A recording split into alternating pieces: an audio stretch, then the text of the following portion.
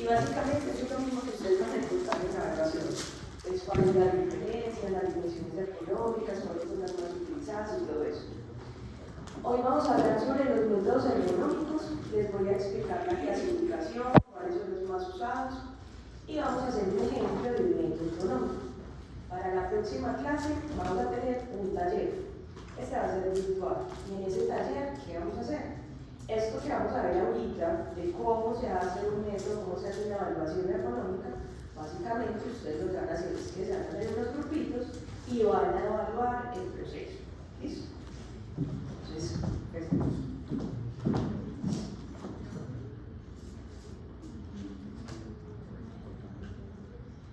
Bueno, entonces, lo primero es que dentro de los métodos ergonómicos nosotros tenemos un objetivo y ese objetivo radica en unos temas de prevención, ¿cierto? ¿Qué pasa?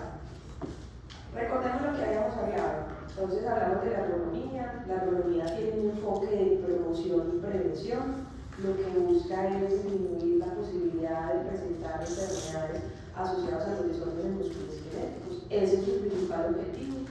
Recuerden que la ergonomía también nos busca todos los procesos, eficiencia y productividad. Entonces, si nosotros llegamos y hacemos una unión entre una empresa que tiene unos trabajadores donde hay movimiento repetitivo, lo que busca es producir a muy buena escala, ser muchísimo más eficiente, pero disminuir la posibilidad de aparición de algún desorden musculoesquelético. Entonces, acá tenemos varios puntos. Si nosotros hablamos y cogemos desde cero algún proceso, estaríamos hablando de prevención primaria, que sería lo ideal. Lo ideal sería que nosotros siempre, antes de que veamos un proceso, evaluemos un puesto de trabajo, generemos esas recomendaciones y acciones para disminuir la posibilidad de algún tipo de lesión. Entonces acá estaríamos hablando de prevención primaria. Les voy a poner un ejemplo.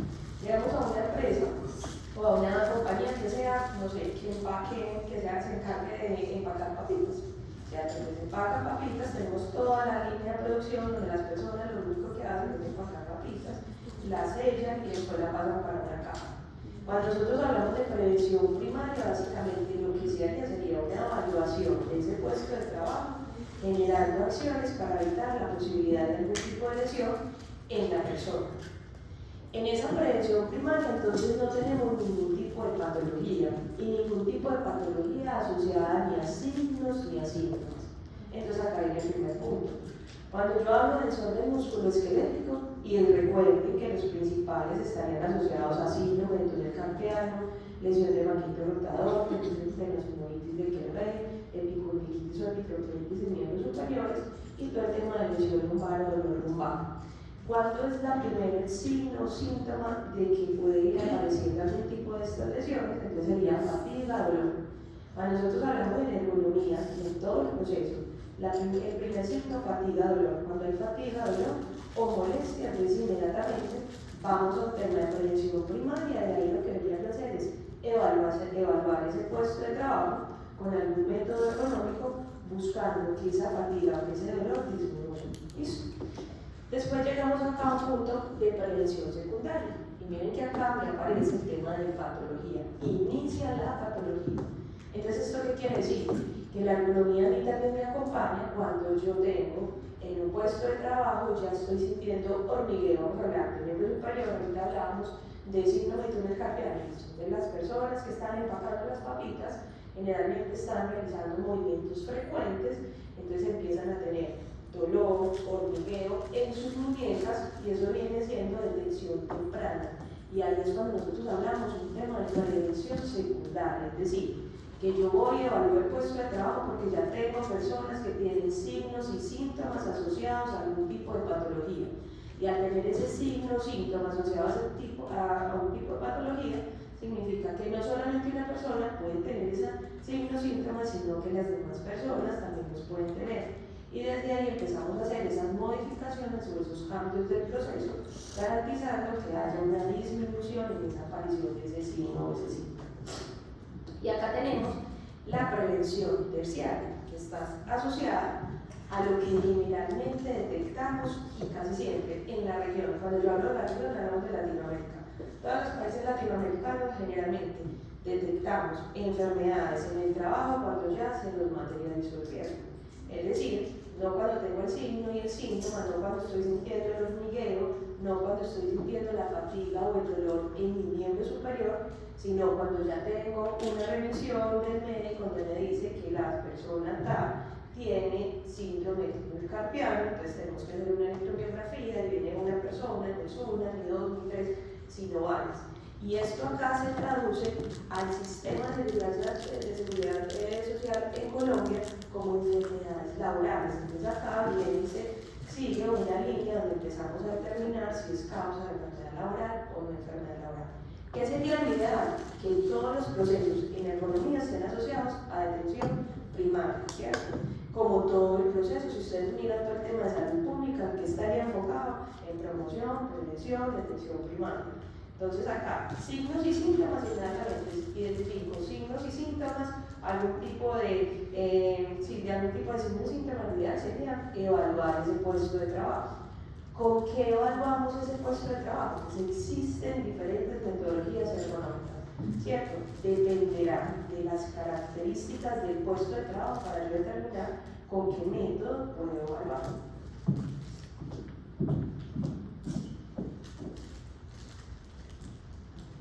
Entonces, existen muchos.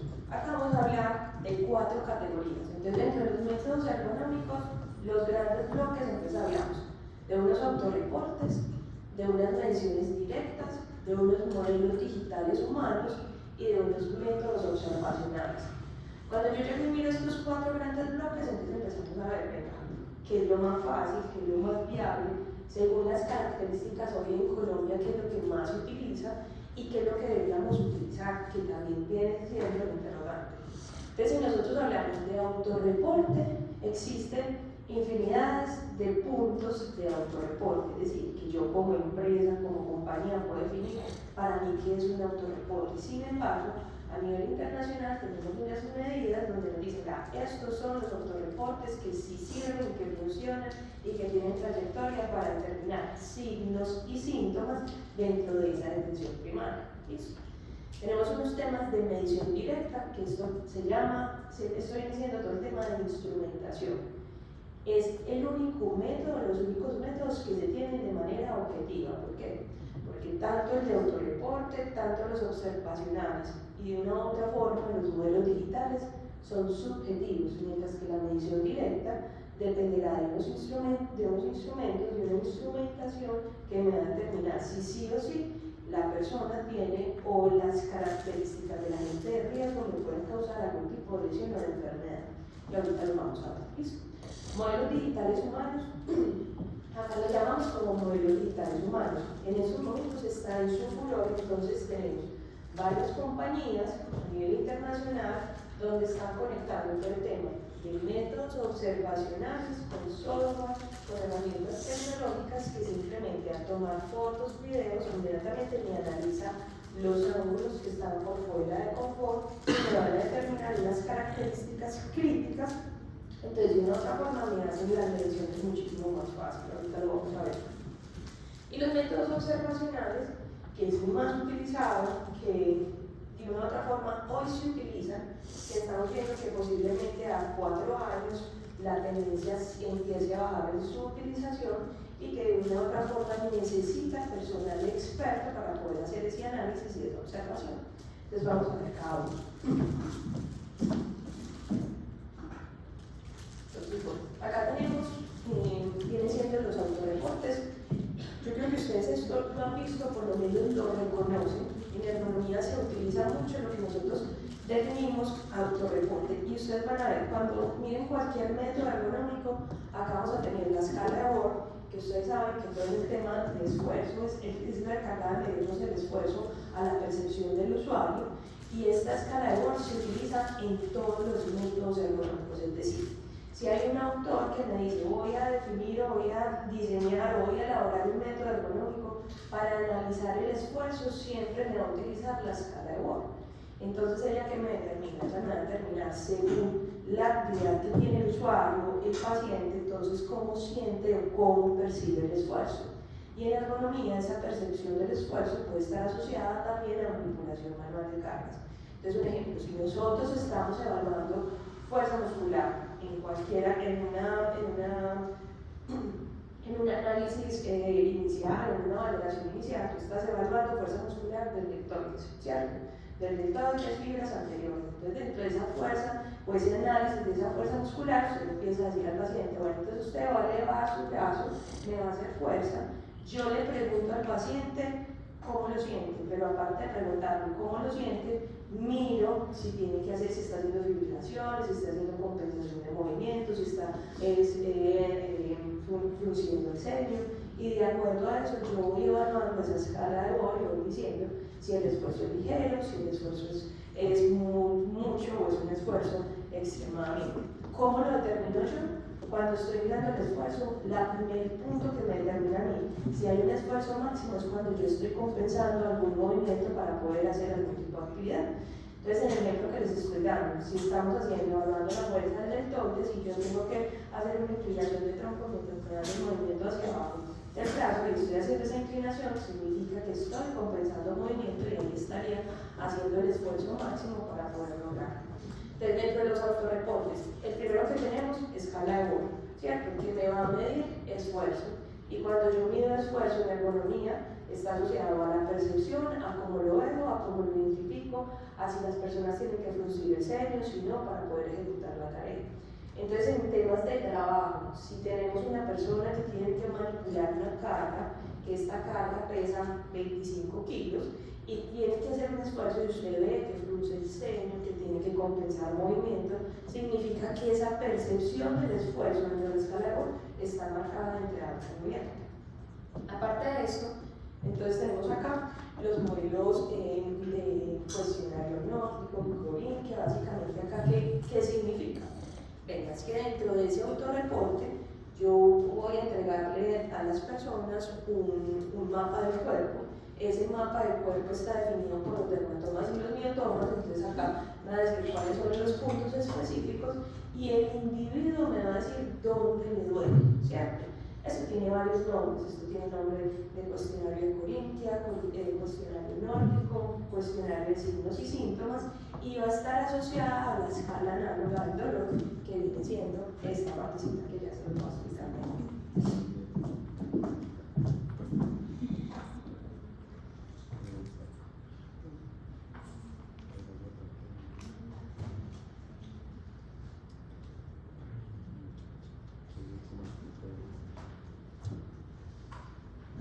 Entonces, dentro de los autorreportes, este es el primero más utilizado a nivel mundial. Se llama cuestionario de signos y síntomas o cuestionario nórdico.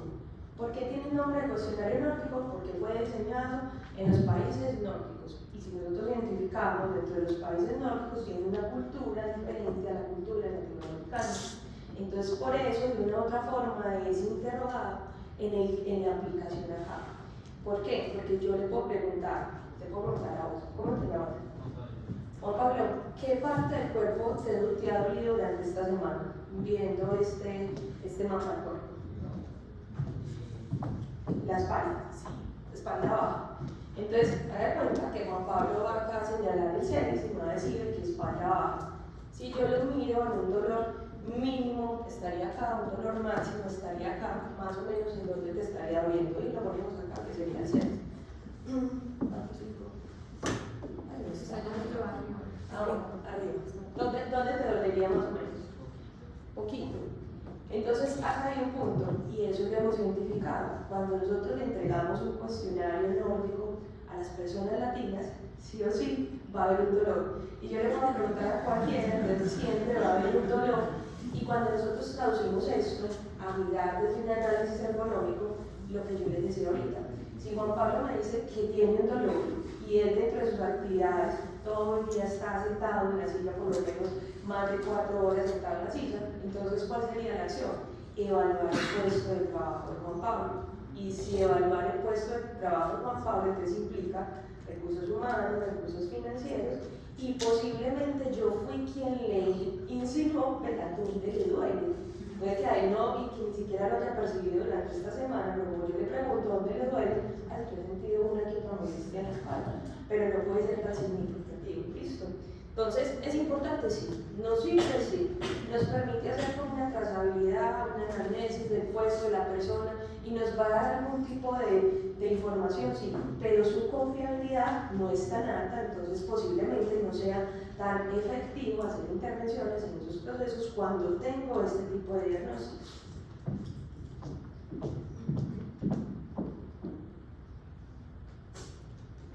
Entonces, el anterior era el cuestionario nórdico, listo. Este que tenemos acá, entonces lo llamamos, es el diagrama de cuerpo, se llama así, es usado por NAROS. Recuerden que NAROS es la institución internacional en Estados Unidos que define los conceptos asociados a seguridad y higiene del trabajo y también a ergonomía. Es una estandarización que realmente lo que da son normas técnicas, más no que sean obligatorias. Listo. Es la entidad como más de un nivel más alto a nivel internacional. Entonces, NAROS, esto salió en 1997, donde él define inicialmente cuál sería su cuestionario nórdico o cuál sería su autorreporte asociado a temas muy similares al mismo cuestionario nórdico. Entonces, primero da una silueta del cuerpo, donde también define cuáles serían los segmentos corporales, nos define en derecha e izquierda, y acá entonces me agrega 3 conceptos: la duración del disconfort, frecuencia del disconfort e intensidad del disconfort. Entonces acá viene y entra otra palabra nueva, que viene siendo disconfort. Disconfort básicamente viene siendo una traducción que está asociado a que no es cómodo o a que es cómodo, ¿cierto? Sin embargo, disconfort, nosotros lo deberíamos tener en cuenta asociado también a dolor, incomodidad, posible inicio de fatiga, entonces ese viene siendo como el signo que nosotros utilizaríamos. Cuando habla de duración del disconfort, entonces empezamos a tener unas variables. Entonces yo puedo determinar esa duración del disconfort o del inicio del dolor, de la fatiga, del cansancio en entre menos de una hora, entre 1 hora y 24 horas, 25 horas y una semana, entre 1 y 2 semanas, entre 2 semanas y un mes, entre 1 y 2 meses y más de 3 meses. Entonces acá, por ejemplo, el subjetivo dependerá del momento en que se encuentre la persona cuando estamos haciendo la evaluación. Y aparte de eso, entonces tendría que determinar cuál es la frecuencia de ese disconfort. Si esa frecuencia o ese dolor está cada 6 meses, raramente entre 2 y 3 meses, una vez al mes, una vez a la semana o a diario. Cuando nosotros vemos estos puntos de diario, siempre van a ser los críticos porque significa que es un disconfort o un dolor recurrente. Y aparte, entonces acá, intensidad del disconfort, entonces me dice si no hay dolor, si es leve, si es moderado, si es severo, y si es dolor, pues es un dolor exagerado. ¿Cuál sería la acción? En este análisis, básicamente, selecciono el segmento corporal donde tengo el disconfort, y aparte de seleccionar ese segmento corporal, selecciono la duración, la frecuencia y la intensidad. Con eso se hace pues, un cruce y se define cuáles serían las personas que tendrían esa posibilidad de síntoma. Cuando yo identifico eso, entonces me identifico, hago el análisis y con eso entonces, empiezo a mirar y hacer un cruce de variables donde me dice, si 8 personas que les hice la encuesta o hice el cuestionario tienen esta sensación, vamos a evaluar el puesto de trabajo porque posiblemente ese puesto de trabajo es el que me está generando ese disconfort. Acá hay que tener en cuenta varias cosas. Primero, que los desórdenes musculoesqueléticos son multifactoriales, ¿cierto?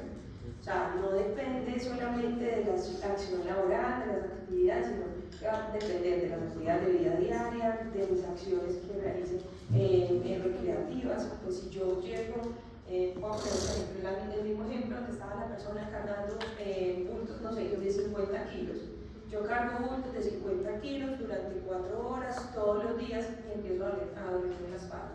Pero aparte de eso, tengo mellizos que son pesaditos, todos los días los estoy cargando, entonces yo no me quito la espalda para cargar el trabajo y después para cargar a los hijos. Entonces desde ahí viene siendo multifactorial, aparte de que sea multifactorial, es un tema de toda la vida, entonces por eso van a escuchar términos como carga acumulada, que también dependerán de esas acciones que yo realice durante toda la vida. Por ejemplo, en casos como la fibromialgia, que es un diagnóstico excluyente de la persona, pues como que siempre con dolores constantes, entonces económicamente, ¿qué podemos hacer para que la persona pueda mejorar no solamente en este caso, porque pensemos en personas que tengan artrosis, en personas que sean obesas, tenemos muchas patologías, todas las personas que tengan síndrome metabólico, o sea, tenemos muchas patologías que generalmente están en aumento, que no permiten, o digamos la fibromialgia, que esté en un espacio sin dolor. Lo único que se puede garantizar es que la condición de trabajo sea ergonómicamente adecuada, es decir, yo garantizar que las actividades que el individuo esté haciendo no permiten esa sintomatología. A una persona con fibromialgia yo no la enviaría a hacer una actividad laboral en temperaturas a 10 grados, o sea, desde 10 grados hacia abajo no la enviaría, ¿cierto? ¿Por qué? Porque aumenta su sintomatología, aumenta la contracción muscular, entonces aumentar la contracción muscular va a aumentar la posibilidad de signos y síntomas. Entonces vendría siendo eso lo único que podemos hacer, porque hay una condición diferenciadora que no va a permitir que ella se sienta totalmente bien. Acá hay que tener en cuenta varias cosas, que en estos momentos tenemos muchas patologías y que hay una relación directa con el tema de salud mental o con el riesgo psicosocial. Entonces, ¿qué se ve? La causa más fácil de determinar, o por donde se ve muchísimo más fácil o inicialmente algún tipo de signo o síntoma, es a nivel musculoesquelético. Entonces, yo puedo tener una recarga mental, de fatiga mental, donde necesite descansos y yo puedo somatizar mi descanso, mis acciones cerebrales en dolores musculares. Entonces, desde ahí hay una relación directa donde se entrelaza todo el tema de salud mental, el riesgo psicosocial con el tema de desórdenes musculoesqueléticos.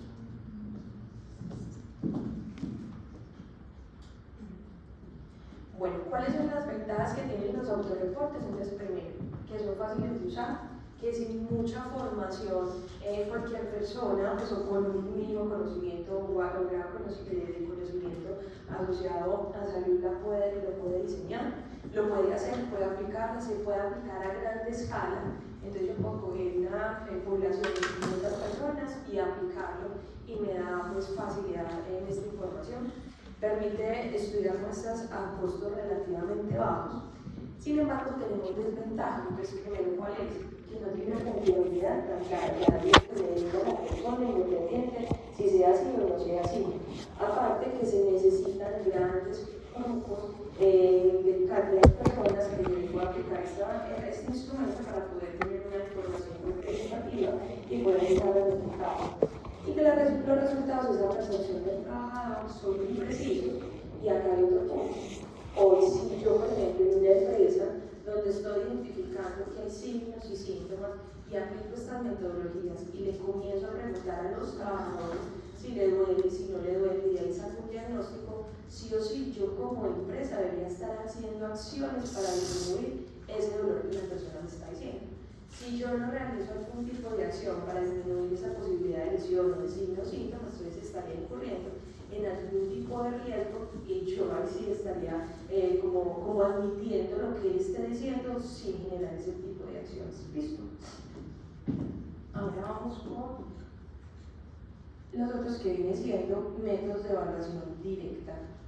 Entonces, los métodos de evaluación directa que encontramos electromiografía de superficie, encontramos goniómetros. Estos goniómetros pues están ya como mandados a recoger. Yo creo que a ustedes en todo el tema de goniometría se les van a enseñar con Fuela y con esto que viene siendo instrumentación de medición directa, pero muchísimo más avanzada y no asociada a la medición ni al ojo del evaluador.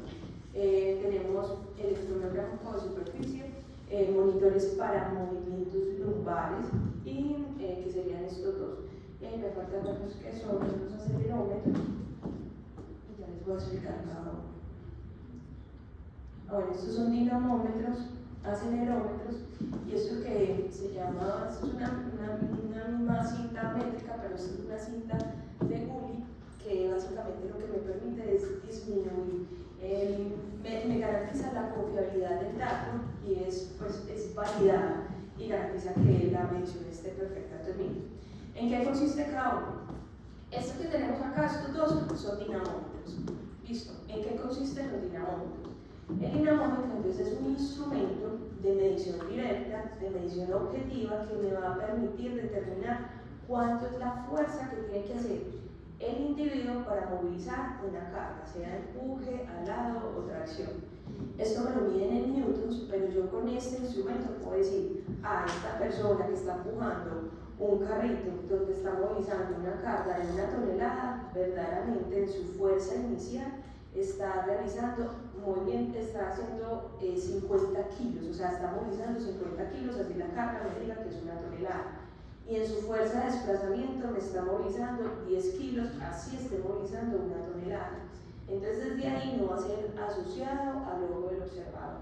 ¿Sí me entienden ahí? O sea, el instrumento uno llega, lo amarra a la carga, la persona moviliza la carga y al movilizar la carga entonces tenemos dos tipos de fuerza, una fuerza inicial y una fuerza de desplazamiento. Generalmente hay dolor o hay lesión o hay accidentes a nivel lumbar cuando yo realizo la fuerza inicial. ¿Por qué? Porque es cuando todo mi cuerpo tiene que estar concentrado para poder realizar la mayor fuerza y poner un objeto en movimiento.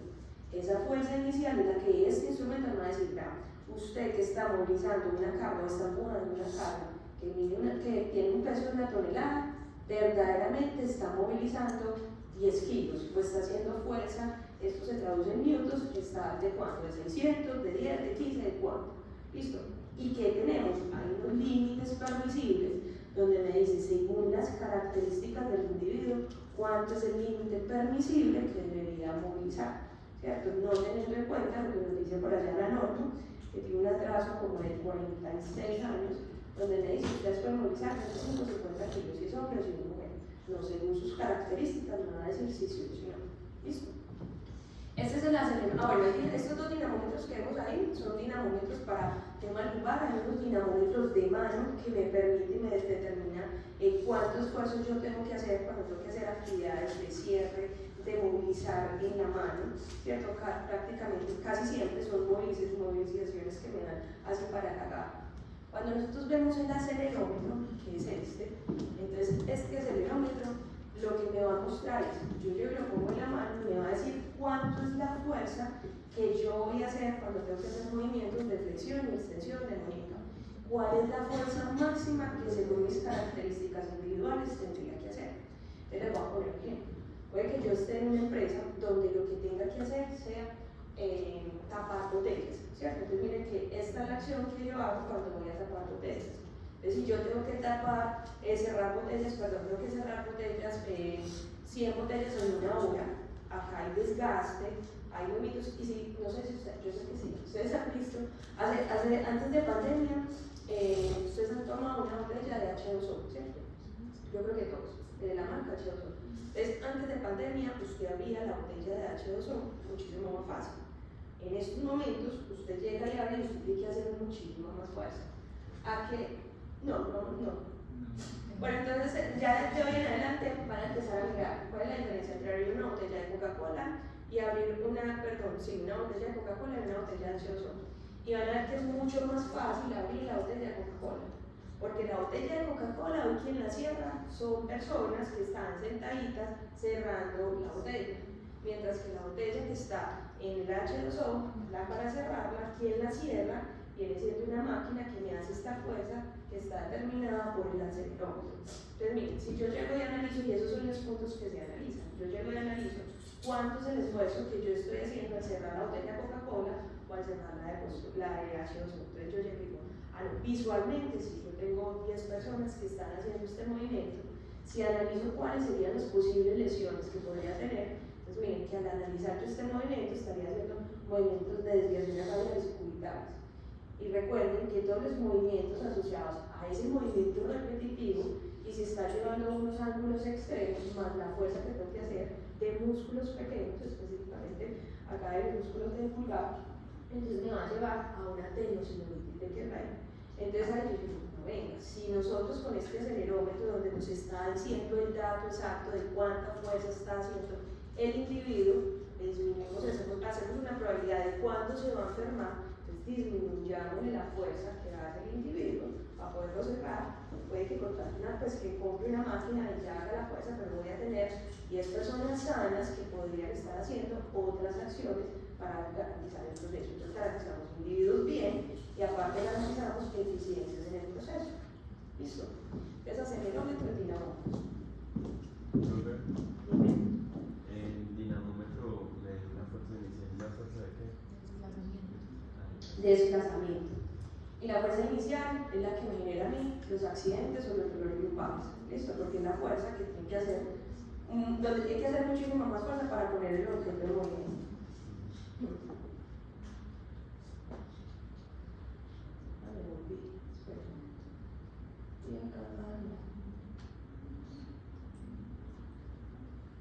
Miren, este de acá, que son los monitores de movimiento lumbares, se ve más o menos.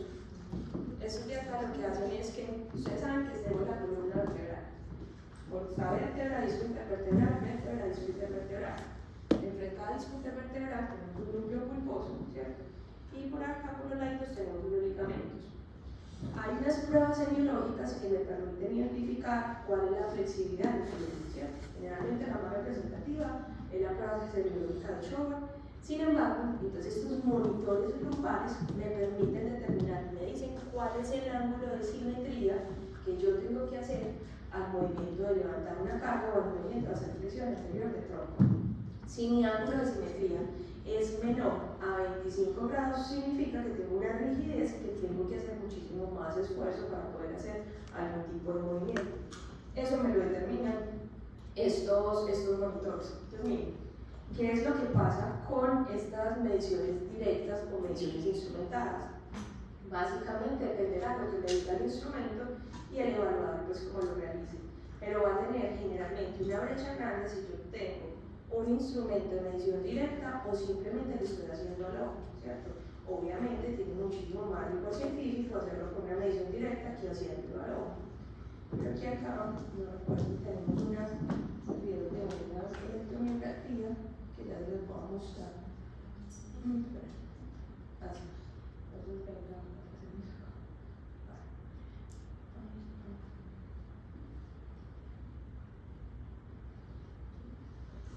bueno, ¿cuáles son las ventajas que tiene la medición directa? Entonces, primero, gran precisión de las mediciones, permite registrar coordenadas en todo el cuerpo, en toda la parte del cuerpo en tiempo real, adecuados estudios de simulación, y acá es importante porque solamente se garantiza y se propone que se realicen estudios de simulación de tareas en mediciones directas, de resto no es recomendable.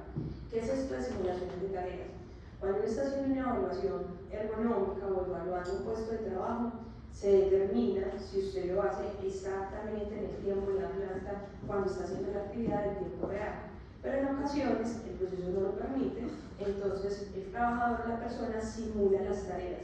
Para la medición directa no es recomendable simular tareas.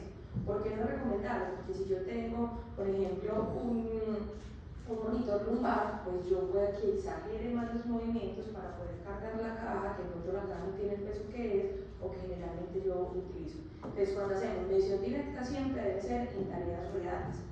¿Cuáles son las desventajas? Entonces, básicamente, la ubicación de sensores, de aditamientos, de herramientas, que dependiendo de los procesos productivos donde se vayan a hacer estas evaluaciones, necesitan temas de inocuidad y que no permiten, si por ejemplo son plantas de alimentos, entonces hay que hacer una limpieza adicional para garantizar que el producto se pueda dar. Requiere un análisis de interpretación de datos. Esto es súper importante porque cuando nosotros analizamos estos temas nos van a dar millones de datos, entonces al darnos millones de datos se tiene que hacer análisis con software muchísimo más avanzados que para poder limitar y garantizar la eficiencia del dato. Grupos de trabajo de evaluación calificada y experiencia, y elevados costos de mantenimiento de equipos, porque todos estos equipos deben tener un mantenimiento, casi todos son de un año. Este mantenimiento se debe mandar a Estados Unidos donde el laboratorio lo certifique y garantizar que cumple con estas condiciones. Dime. No.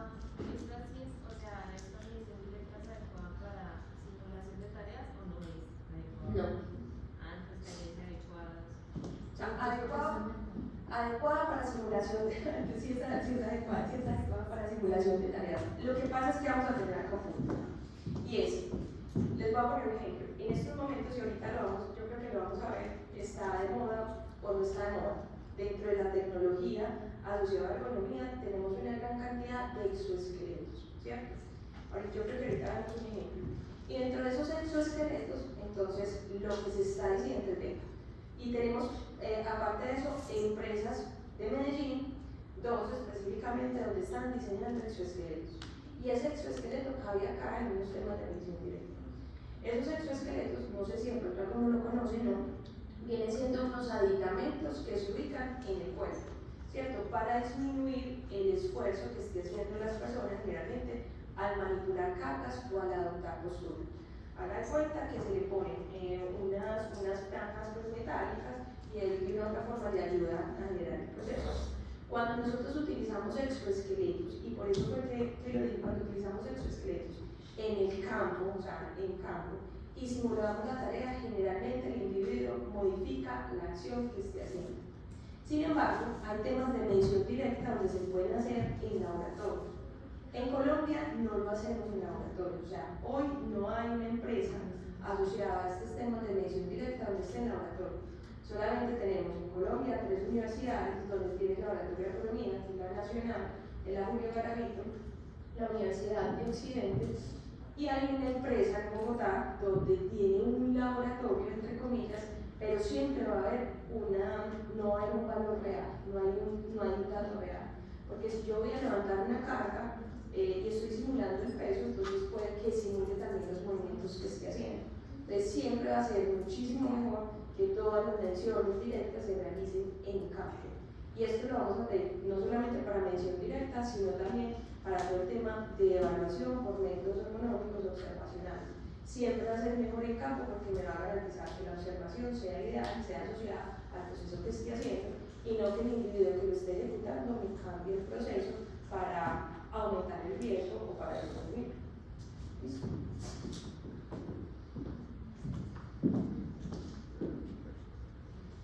Bueno, estos son unos ejemplos de medición directa específicamente de electromiografía de superficie. Entonces, posiblemente ustedes van a decir, venga, pero es que dentro de las acciones o dentro de los métodos diagnósticos que se tienen para identificar si una persona tiene síndrome de túnel del carpo, también está la electromiografía.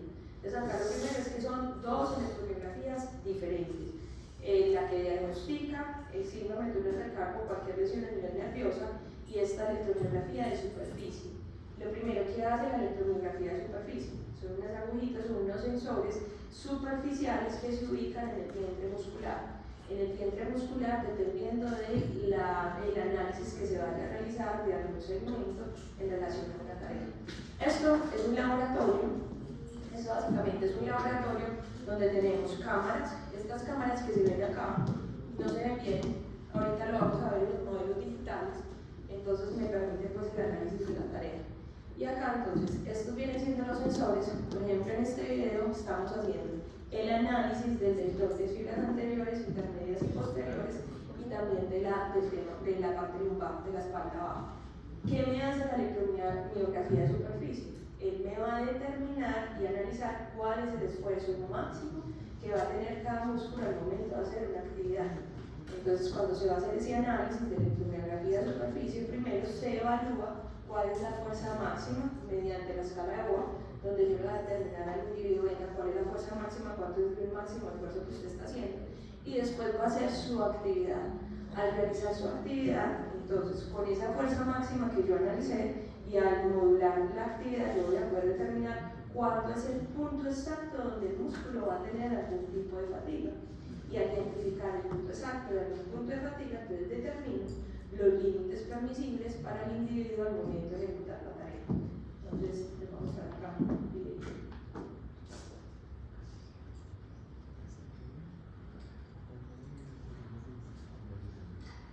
Entonces acá los sensores me están midiendo cómo está el deltoide de fibras anteriores, posteriores e intermedias, me están midiendo cómo está el tema lumbar.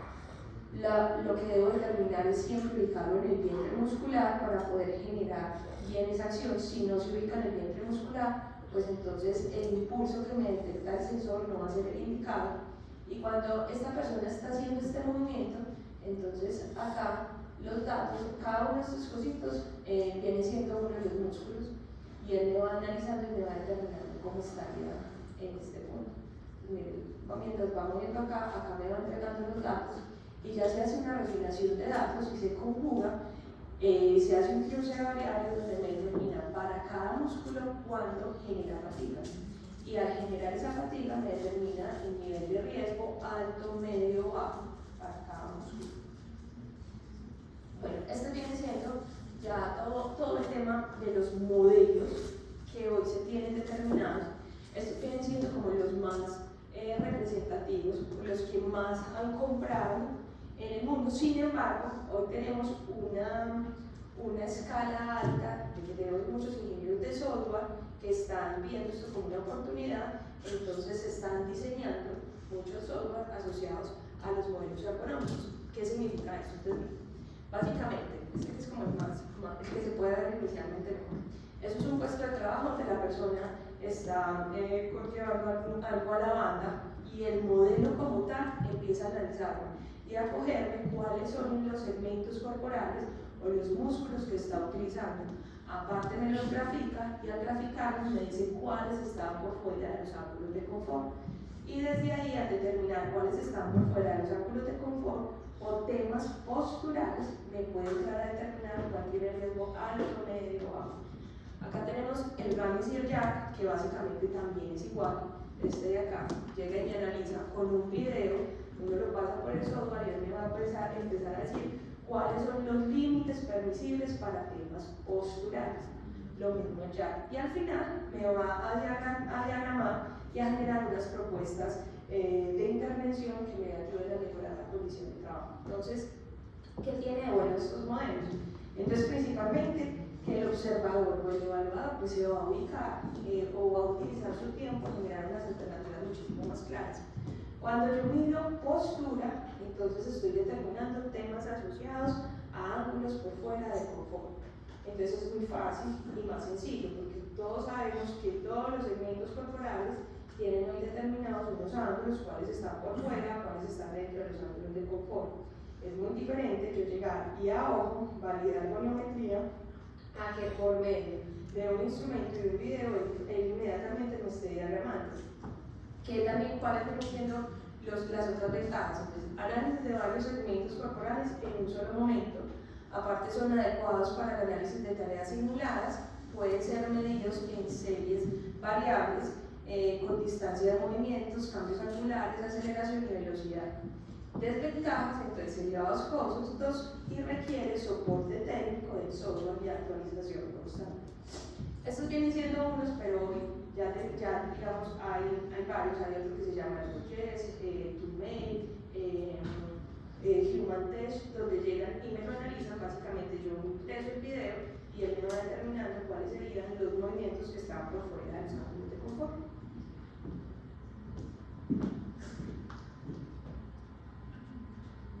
Y acá tenemos los métodos observacionales. Entonces, lo primero es que los métodos observacionales vienen de hace muchísimo tiempo. El primer método se diseñó en 1973. ¿En qué consisten los métodos observacionales? Entonces, básicamente, tenemos unos autores que definen mediante unos análisis epidemiológicos cuáles serían las causas de riesgos asociadas a la gente de riesgo. Entonces, ¿esto qué quiere decir? Tenemos desórdenes musculoesqueléticos y sabemos que para que haya un desorden musculoesquelético deben haber unos agentes de riesgo. ¿Cuáles son esos agentes de riesgos principales? Entonces hablamos de postura, de repetitividad, de fuerza, de vibración, de temperatura, de iluminación. Eso viene siendo uno de los principales que me pueden causar a mí desorden musculoesquelético. Entonces los autores llegan con estas variables y se empiezan a diseñar estos métodos ergonómicos. ¿Para qué son utilizados? Para el tema de prevención primaria, prevención secundaria y prevención terciaria. En Colombia también los utilizan para todo el tema de calificación de enfermedad laboral. Entonces, ¿qué significa? Si hay una empresa que tiene una enfermedad laboral, por ejemplo, por repetitividad, simplemente en el cambiante, por allá la junta nos dice, venga, hay que hacer una evaluación de puesto de trabajo para poder identificar qué fue lo que le pasó al individuo. Y al identificarlo, entonces viene y entra en un método ergonómico donde va a decir si el riesgo es alto, medio o bajo, aparte de las características individuales de la persona. Entonces, en estos momentos existen 73 métodos ergonómicos que tienen y que cumplan con condiciones de validez y confiabilidad en el mundo. De esos 73 no significa que no haya más, pueden haber muchísimos más, pero digamos dentro de la IEA, que es la Asociación Internacional de Ergonomía, se reconocen 73. Entonces, para poder ser reconocidos otros, lo que se necesita hacer es ese análisis de validación y confiabilidad para garantizar que ese método que diseñó tal autor cumpla con esas condiciones para valorar si tiene riesgo o no tiene riesgo. Dentro de esos métodos, estos vienen siendo los más representativos o los que más se utilizan. Entonces, primero, vamos a hablar del método OWASP, nació en 1973, es un método que me va a analizar postura, es decir, que tiene 43 imágenes en posturales, donde el individuo o cuando el evaluador va a mirar tiene que garantizar y coger las imágenes posturales y ver si esas imágenes posturales que tiene el método se relacionan con la actividad laboral, y de ahí me define si hay riesgo alto, medio o bajo. Tenemos el método Nanios, que nació en 1991. El método Nanios me va a evaluar sobre todo el tema de manipulación manual de cargas. Listo. Este método Nanios es el más representativo asociado a cargas. Tuvo una actualización el año pasado en relación a peso y a límites permisibles por los individuos, y desde ese peso también determinó que un individuo no puede tener un proceso de carga acumulado de más de 600 kilos durante una jornada laboral. ¿Qué quiere decir eso? Que una persona que es un cotero que trabaja volteando todo el día, su límite permisible no puede ser 600 kilos al yo sumar cuántos kilos transporta o mueve durante el día. Aparte de eso, entonces tenemos el método RULA, nació en 1993, y el método RULA fue definido específicamente para evaluar puestos de trabajo de auxiliares de enfermería como en la tarea de manipulación manual de pacientes. Inicia con esa perspectiva, no es el único método que se utiliza para manipulación manual de pacientes, también hay uno que se llama LUBA, MAPO y LUPA. Sin embargo, este viene siendo pues como uno de los más representativos, me determina y analiza todo el tema de postura y todo el tema de fuerza, específicamente el trabajo de pie.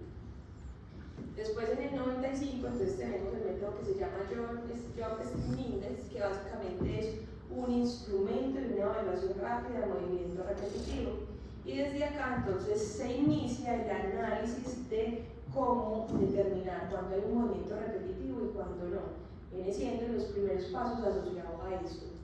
Desde ya en 1996 nace OCRA, que es el instrumento más reconocido a nivel mundial para evaluar movimiento repetitivo. Hay dos, uno que es un checklist y el OCRA y el índice OCRA. Y OCRA coge como insumo todo el tema de Stream Index y al final me determina si hay repetitividad o no hay repetitividad. Entonces, OCRA se utiliza básicamente para movimientos repetitivos, miren que les he dicho muchos de postura y nadie sería de fuerza. Tenemos que este se utiliza como análisis específicamente de ellos lo llaman como un nivel de riesgo general ergonómico, donde es muy utilizado para empresas pymes y me determina si hay riesgo o no hay riesgo de forma general. Tenemos REVA, que es del mismo autor de RULA, entonces viene siendo como una actualización donde se determina, pues es una actualización, pero son dos diferentes, donde se determina si hay riesgo o no hay riesgo, es a nivel postural. Tenemos MANTRA, que también me determina si hay riesgo o no hay riesgo, donde toma en cuenta muchos procesos administrativos. Tenemos el método ROSA, que es el único método avalado para evaluar puestos de trabajo con trabajos de videoterminales o puestos de trabajo administrativos. Tenemos el método ergonómico ERIN. El método ergonómico ERIN se toma como insumo RULA y REVA, es un método que me analiza temas posturales y ya. El método ERIN es el que nosotros ahorita vamos a aprender y ese viene siendo pues como el acá hay que tener en cuenta que entre los métodos observacionales hay unos métodos de primer nivel y unos métodos de segundo nivel. ¿Qué significa eso? Básicamente los métodos de primer nivel me determinan y me permiten identificar procesos críticos de forma inmediata. Los métodos de segundo nivel son mucho más extensos, son mucho más críticos, me demoro más aplicándolos y más evaluándolos. Por ejemplo, cuando yo evaluaba un puesto de trabajo con OCRA, Uno puede ser, no sé, el corte en una troqueladora, el corte de alguna varilla me puede demorar 4 horas y un informe me puede demorar unas 6 horas, porque el análisis es exhaustivo de cada uno de los segmentos corporales, específicamente para el miembro superior. Mientras que los métodos de primer nivel lo que buscan es determinar una evaluación rápida, técnica del riesgo, sin tener que invertir tanto tiempo en esa evaluación, sino más tiempo en las intervenciones. ¿Preguntas? No. Juan.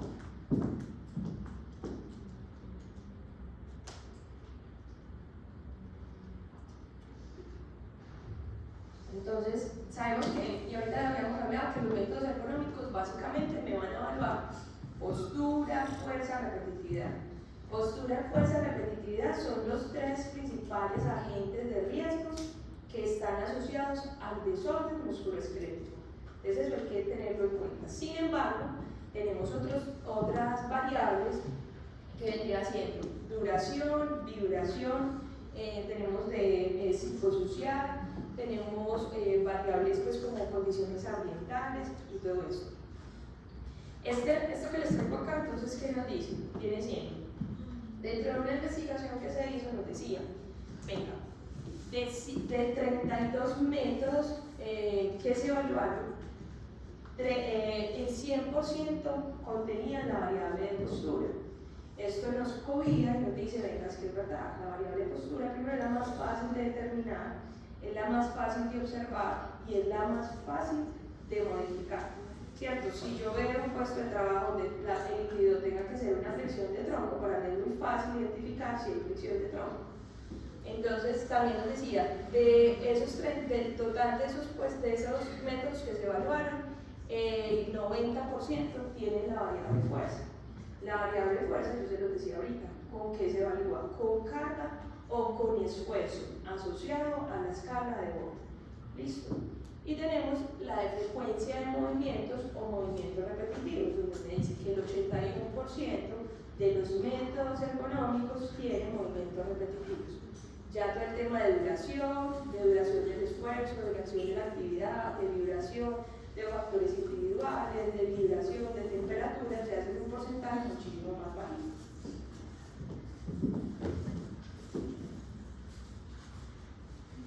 ¿Cuáles son las ventajas que tienen los métodos observacionales? De una u otra forma, son a bajo costo, porque básicamente lo que necesita es que la persona vaya, evalúe, genere el informe y al final diga si tiene riesgo o no hay riesgo.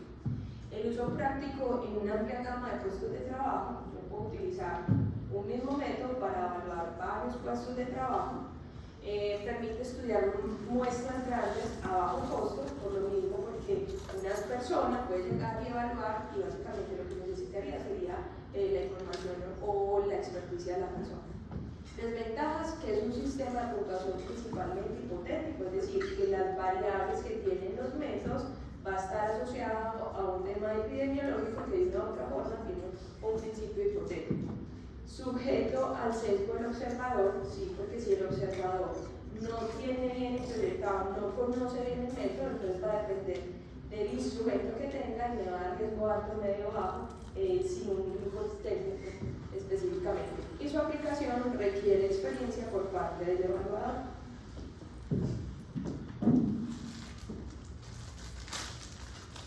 Bueno, entonces, en esas otras ideas, pues ya conocemos los métodos, conocemos cuándo se utilizan, por qué se utilizan, para qué se utilizan, cuáles son los principales, cuáles son las ventajas y las desventajas que tiene cada uno de ellos.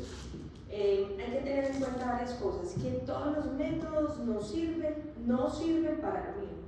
Miren que yo ahorita les decía, venga, están años que me sirven para qué, para manipulación manual de carga. Esta otra que me sirve para qué, que me sirve para todo el tema de repetitividad, extendines que me sirven para temas de repetitividad, rula y reo que me sirven para temas de postura. Sin embargo, dentro de esos métodos que son de primer nivel, tenemos este, que es el método ERIM, evaluación de riesgo individual, que me sirve para temas de postura, para temas de frecuencia de movimientos en miembros superiores y para esfuerzo. Entonces esos métodos que son de primer nivel, que son poquitos que estén avalados, me permite identificar de en primera instancia si hay algún tipo de riesgo o no. Ese es el que vamos a conocer.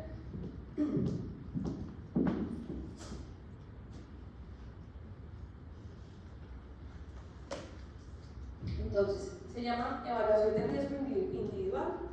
Está concebido, se diseñó con un objetivo claro, que personas con mínima formación, no es que sin formación, con mínima formación lo puedan aplicar. Y cuando hablamos de mínima formación se refiere a qué? Que conozcan el cuerpo humano, que sepan cuáles son los segmentos corporales, que sepan cuándo hay límite permisible y cuándo no, cuándo tienen todo el tema de hábitos de confort. Con esa información me pueda evaluar un puesto de trabajo y determinar si el riesgo es alto, medio o bajo. El objetivo fundamental de los métodos ergonómicos es determinar su riesgo e intervenir. No hacemos nada si yo evalúo y no intervengo, porque igual las personas que están en ese puesto de trabajo entonces van a continuar expuestas a ese agente de riesgo.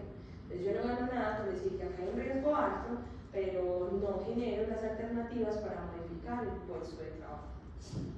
Entonces este método tiene unas variables, las vamos a conocer, y está definido así. El método consta de una hoja de campo.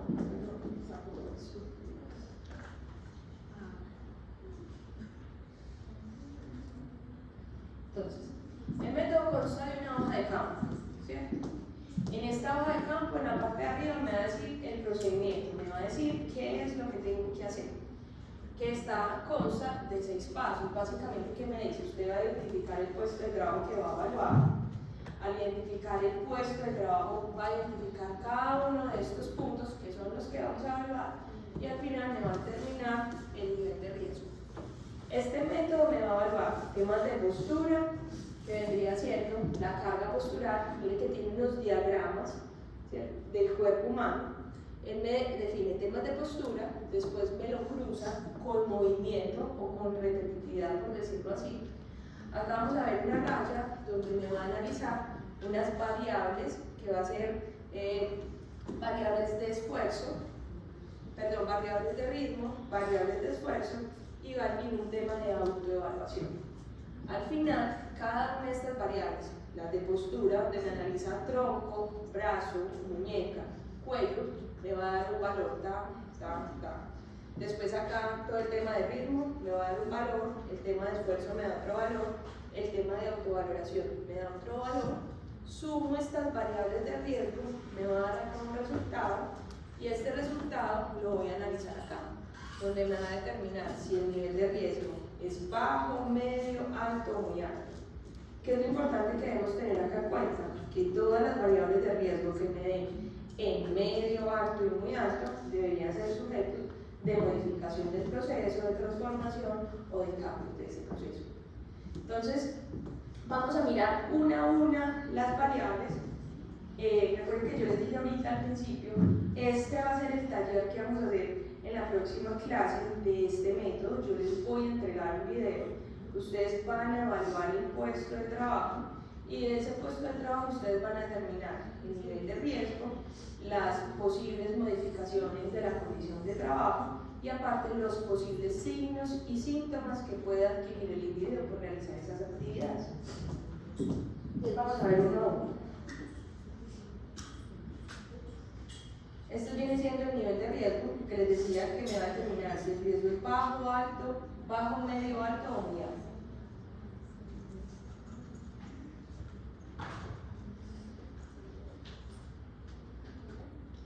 Entonces vamos a evaluarlo.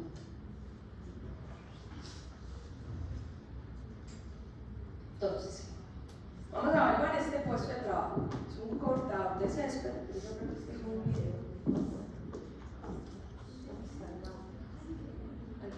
Entonces vamos a evaluar el cortador de césped o el cortador de manga con una guadañadora.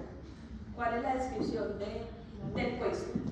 Entonces, este señor tiene que hacer tareas que constan de cortar la manga o el césped en terrenos irregulares, ¿cierto? No es decir, que no es una cancha de fútbol, no está plana, tiene que subir y bajar y tiene su herramienta que es la guadañadora. El trabajador realiza esta tarea entre 3 y 4 horas.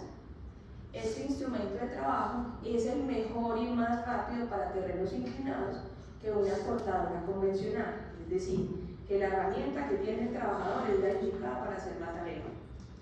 Y aparte de esto, entonces el trabajador se queja, o sea, nos dice, es un signo, es un síntoma, que tiene dolor en la espalda baja, y aparte considera que este trabajo es algo pesado.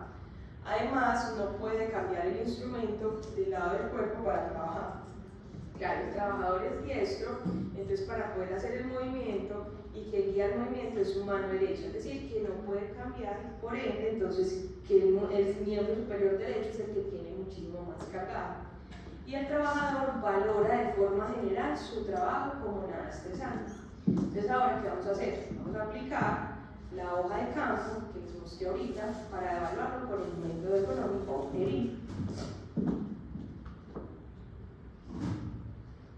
Entonces, miren, esta es la actividad que hace el trabajador.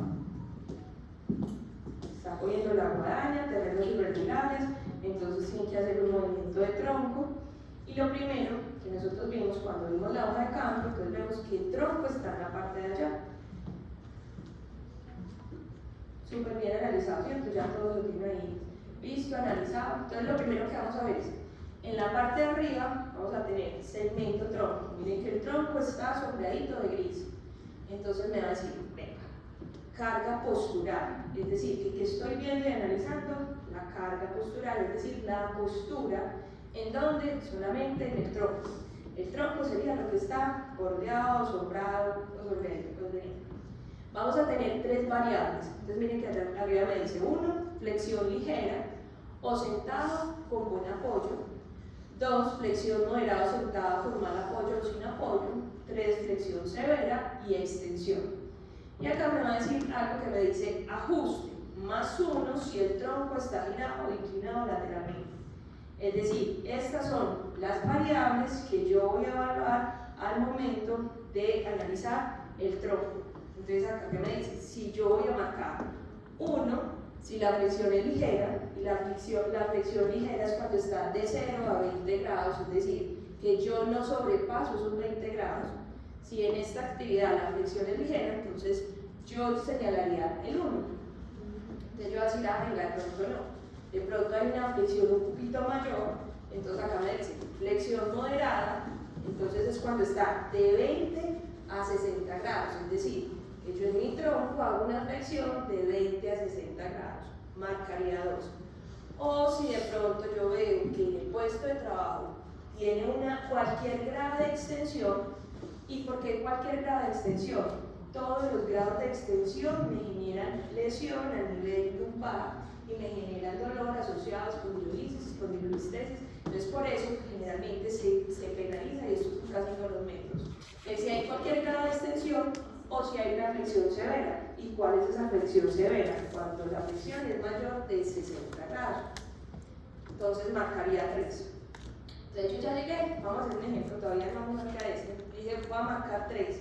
Pero llego y leo acá y dice, ajuste más 1, es decir, que yo hace 3 que marqué le sumaría un 1 si el tronco está girado o inclinado lateralmente, es decir, que dentro de la actividad, fuera del movimiento que estoy haciendo en tronco, de flexión o extensión, también tengo que hacer algún tipo de inclinación o algún tipo de rotación.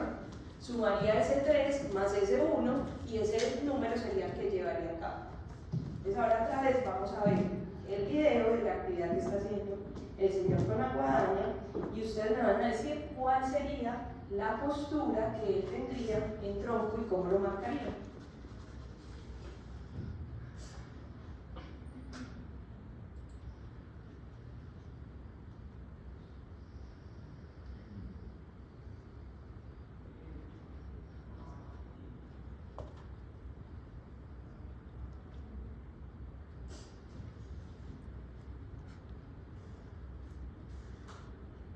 ¿Cómo lo marcarían? Todos dos. ¿Cuál es tu cuestión? Pues que no está tan así. Yo estoy viendo que si bien él está haciendo una inclinación, la inclinación principal es como la nuca. Pero, súper bien. Pero miren que por eso vamos a evaluar No está tan tronco. Ahorita cuando nosotros veíamos en la hoja de campo, se tiene tronco, cuello, brazo, muñeca. En estos momentos solamente vamos a evaluar el tronco. Entonces ustedes van a limitar la visión si puede que lo que tú digas es verdad, tiene una flexión anterior de cuello, pero acá lo que estamos mirando es tronco. Entonces, sería la una, pero se confundiría con la 2 precisamente por la flexibilidad de movimiento. O no sé si es la ¿Quién más? ¿Y hay inclinación, rotación de tronco? Sí. Bueno, muy bien. Entonces, miren, en ese orden de ideas, miren que acá tenemos una flexión de 0 a 20 grados. Y por eso pongo acá el muñequito, porque miren que si yo sin quitar este cuello, esta cabeza y cuello, sin quitándolo, miren que el tronco permanece recto y la flexión es de 0 a 20 grados. ¿Listo? Y aparte de eso, entonces yo lo que haría sería seleccionaría este 1 y miren que acá vemos que hay una rotación constante del tronco, es decir, que yo pondría este 1 más este ajuste, es decir, 1 más 1 y ese 2 sería el que colocaría acá. ¿Listo? Entonces, cuando vimos la hoja de campo, la voy a trazar.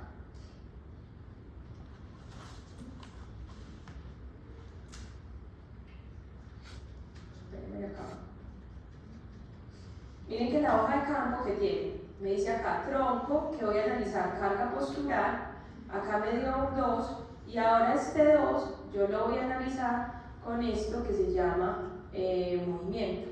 ¿Listo? Entonces yo ahora voy a mirar el tronco para que cada variable pueda funcionar, tendría tronco más todo el tema de movimiento. Entonces ya sabemos cuánto nos dio el tronco, que nos dio 2 y ahora entonces vamos a analizar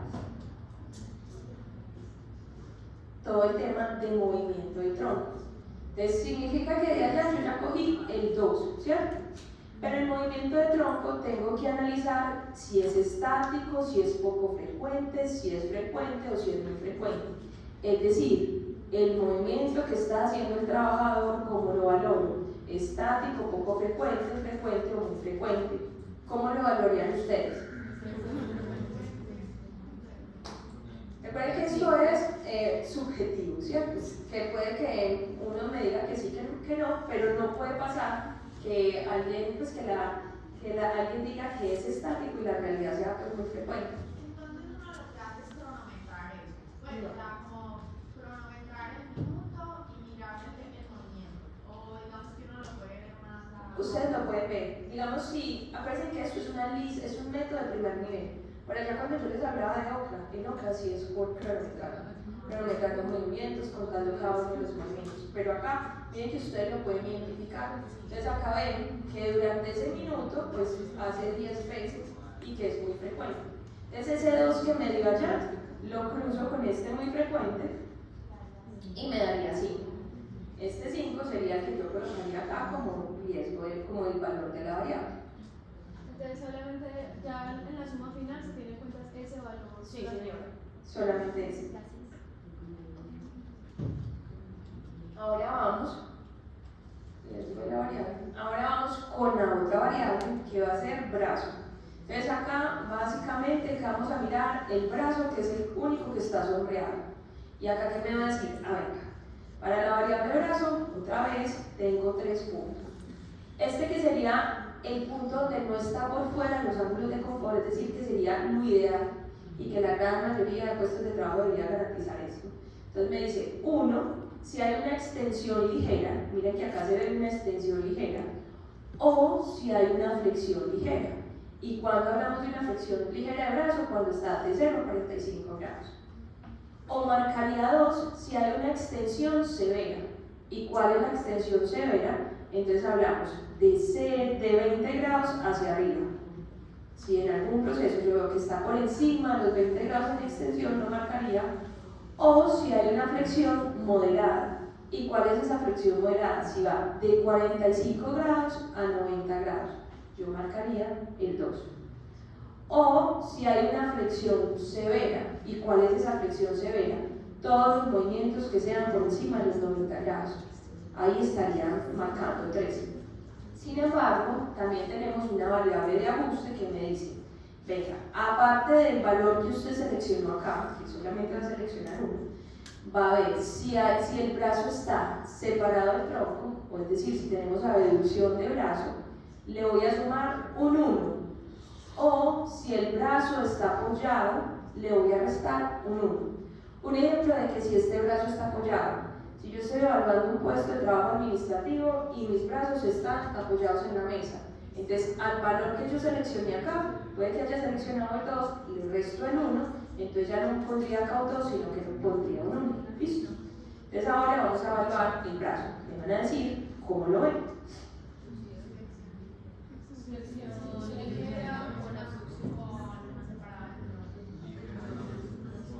¿Está bien todo esto? ¿Está bien la abducción? Pues es una abducción muy ligera, pero no tiene los brazos mucho pegados, sino que está a la distancia de la guadaña, está apoyado. Todos están viendo la abducción. Pero la guadaña no está apoyada en el piso, él la tiene que elevar. No. Él no la eleva. Parece que un guadañador se pone un arnés, como una especie de arnés, y él la carga. ¿Listo? Entonces él la carga, él no tiene que tener el soporte. Él la carga, pues él no. El arnés de la carga simplemente lo que está haciendo es guiando el movimiento. Recuerden, ¿cómo? Pero el arnés está pegado de casi la parte de atrás, casi que en el motor de la guadaña, y él tiene que sostener la punta de la guadaña Sí. con Sí. las dos cosas, y esas cosas son más anchas que el ancho de la cadera de él, entonces él sí está abduciendo. ¿Todos están de acuerdo? Entonces acá tenemos flexión ligera, ¿cierto? Está de 0 a 45 grados, no me supera los 45 grados. Y acá vamos a mirar una cosa.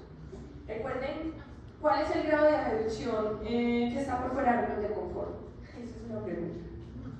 Bien. ¿Cuál es el grado de abducción fuera del confort? ¿Cómo pasa?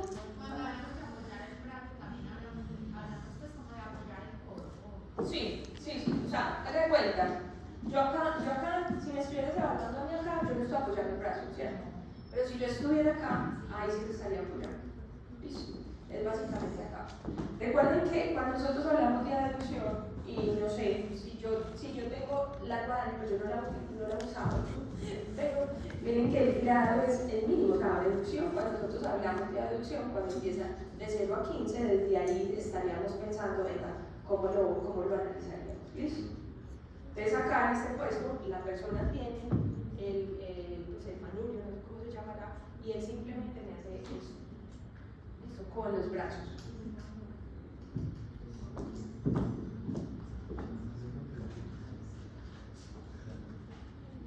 Ahora vamos a mirar todo el tema de movimiento de brazo. Entonces dijimos que era un 1. Entonces acá seleccionamos el 1 y el movimiento del brazo es estático, poco frecuente o muy frecuente. Recuerden que esto es subjetivo, pueden haber unos grados de variabilidad dependiendo también del ojo del observador, hacia dónde va. Y lo que yo les decía, lo que no puede pasar es que nosotros digamos que es estático y mentiras que la realidad sea frecuente o muy frecuente. Aparte de esto, nos permite identificar si la actividad es izquierda o es derecha, si el hemisferio con el cual estoy evaluando. ¿Cuál es el que yo voy a evaluar? Siempre voy a evaluar el que tiene mayor riesgo. ¿Listo? No es que voy a evaluar los dos, sino que yo identifico cuál es el que está en mayor riesgo, cuál es el que está cargando más peso, cuál es el que está haciendo movimientos por fuera de ángulos de confort, y ese es el que evalúo. Sin embargo, el que yo señale, el izquierdo o el derecho, no va a estar asociado a la puntuación final. Entonces acá lo que yo colocaría sería el 1, y esa sería la variable del riesgo de brazo. Ahora vamos con el otro segmento corporal, que sería muñeca. Dime. ¿Cuál es el ángulo de abducción? De abducción, por fuera, o sea, nosotros empezamos acá a hacer todo lo que esté por encima de 15, ahí se estaría evaluando. Listo. Y para crítico, todo lo que esté por encima de 80 empieza crítico. De hecho, miren que acá, para flexión anterior de brazo, nos lo penaliza desde 90. Sin embargo, hay evidencia que desde 80 ya hay lesión y podría generar pensamiento anterior de hombro y todas pues, las lesiones asociadas a eso. ¿Listo? Ahora vamos con muñeca. Entonces en muñeca tenemos dos puntos. Entonces tenemos cuando hay flexión o extensión ligera de muñeca, y esa flexión o extensión ligera de muñeca va extensión de 0 a 45 y flexión de 0 a 45 grados. Y cuando hay extensión o flexión severa, marcaría 2, que sería por encima de los 45 para extensión y por encima de los 45 para flexión de muñeca. Y ahí tendríamos un ajuste, y el ajuste estaría asociado acá. Si dentro de la tarea que yo esté realizando, aparte de la flexión o de la extensión, hay una desviación radial o cubital, sumaría 1. Y aparte, si la mano sostiene un objeto, más del 50% total del ciclo de trabajo. Es decir, si yo estoy evaluando un puesto donde tengo un taladro y estoy taladrando, solo por el hecho de tener la herramienta, entonces sumaría 1 nomás. ¿Listo? Entonces vamos a evaluar esta. Solo vamos a ver la muñeca.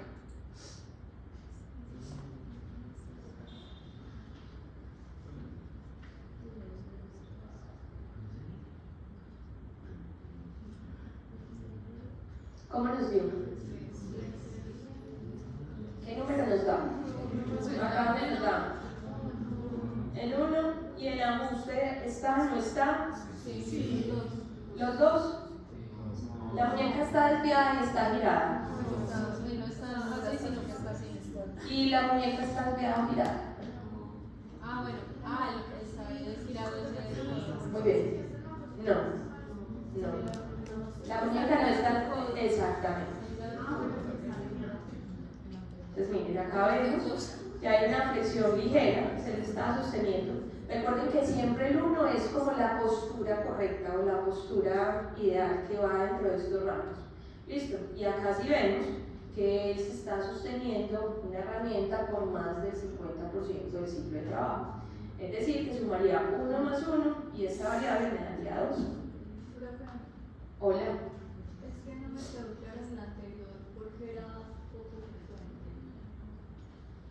frecuente. Espera, vamos atrás. ¿En cuál? Espera que esto está. Espérame. Vamos a mirar. Ah,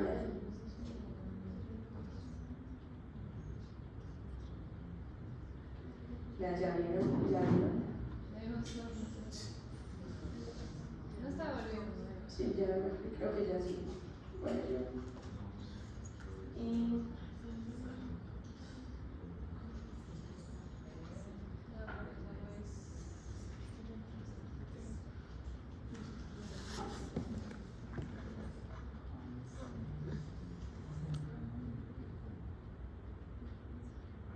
en esta.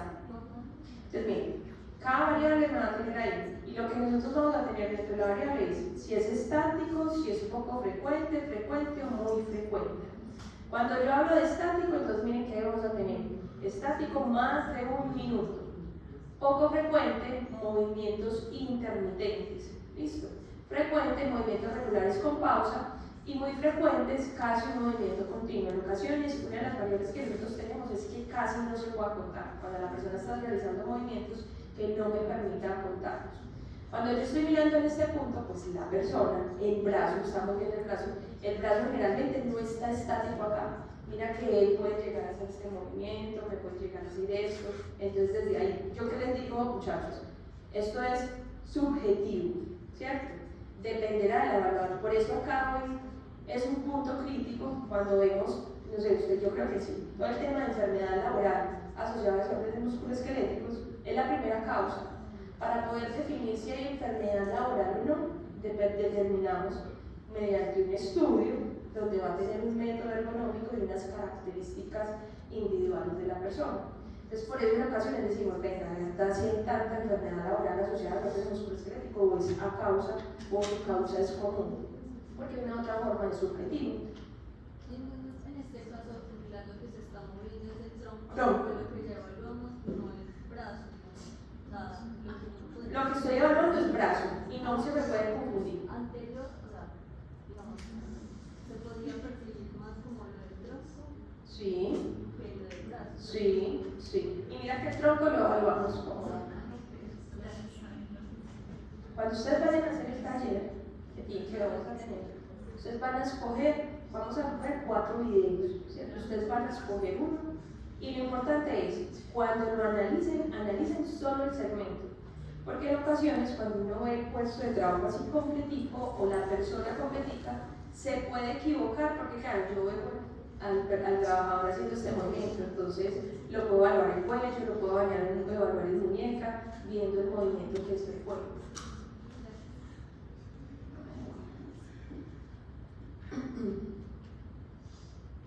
Entonces que sostiene el ciclo, y acá entonces tendríamos 1, mano derecha, perdón, 2, y acá entonces estaremos diciendo si es frecuente, si es poco frecuente, frecuente o muy frecuente. Como en el movimiento de muñeca. ¿Hay movimiento de muñeca? No. Bien, entonces vemos poco frecuente. Y este 2 sería el de la variable de muñeca. Ahora vamos a ver con cuello. Entonces en cuello vamos a tener flexión ligera, entonces cualquier movimiento que esté entre 0 a 20 grados. De flexión anterior de cabeza y cuello. Flexión severa, entonces ahí marcaríamos 1.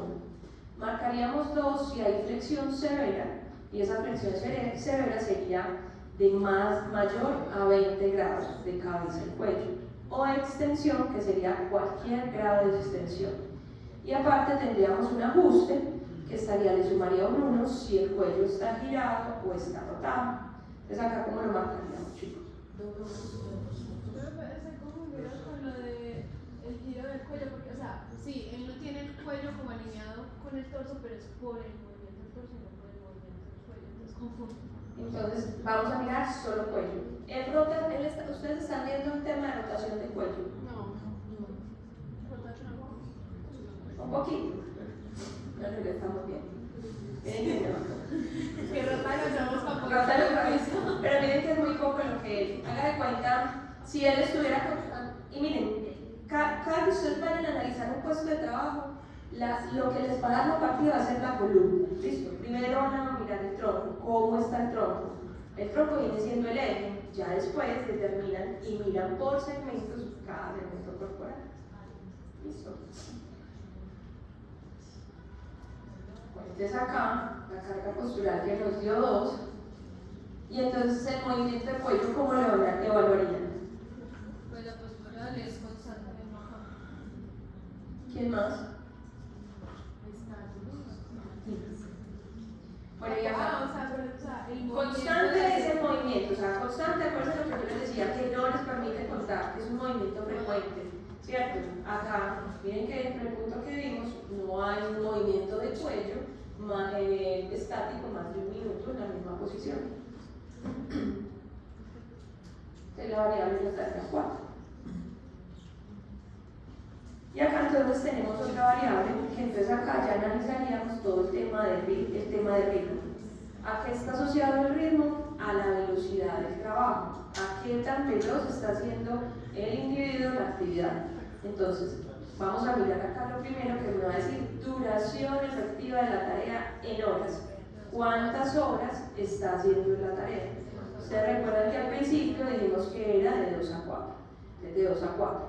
Y eso lo vamos a conjugar con ¿qué? Con la velocidad del trabajo. Cómo nosotros vemos que la persona realiza el trabajo. Si lo hace muy lento, si lo hace lento, si lo hace normal, si lo hace rápido, si lo hace muy rápido. Y desde ahí, ¿cómo lo ven ustedes? ¿Rápido, muy rápido, lento? Normal. Entonces acá sería el 2. Y vamos ahora con la variable del esfuerzo. Entonces, la variable del esfuerzo va a estar asociada a cargas, a manipulación manual de cargas, a cómo yo lo veo. Y entonces acá, primero la clasificación me va a decir si es ligero, algo pesado, pesado, muy pesado y casi máximo. Ustedes recuerdan que al principio decíamos cómo estaba la tarea, que habíamos dicho que era algo pesado, donde acá lo debemos mirar, una cosa lo que nos diga el trabajador y otra cosa cómo nosotros lo vemos. Si el esfuerzo, ¿verdad? Si es algo pesado, es un esfuerzo percibible o no. y este se conjuga con frecuencia, que viene siendo el número de esfuerzos por minuto que la persona realiza. Entonces, si es mayor o igual a 5 esfuerzos por minuto, perdón, menor o igual, si es entre 6 y 10 esfuerzos por minuto, o si es mayor de 10 esfuerzos por minuto. Entonces acá nosotros vemos que la persona pues tiene la herramienta, está haciendo ese movimiento, por eso de acá. Y este entonces sería 6. Y ahora vamos con el último punto, que vendría siendo autovaloración. Básicamente acá es un punto donde se agrega relación al riesgo psicosocial, por decirlo así, cómo la persona identifica el puesto. Entonces por allá al principio nos decía que él lo valoraba como nada estresante, entonces acá sería el 0.